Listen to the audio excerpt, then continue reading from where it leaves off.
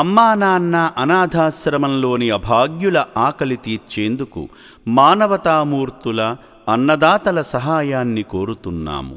ఈ రక్షణాలయంలో జీవిస్తున్న నిర్భాగ్యులకు 3 పూటలా అన్నదానం చేసేందుకు నిత్యావసర వంట సామగ్రి నిల్వలు సరిపోక ఇబ్బంది అవుతోంది. ఈ స్థితిలో ఆకలి తీర్చే మానవతామూర్తుల సాయం కోసం ఈ అభాగ్యులు ఆశగా చూస్తున్నారు.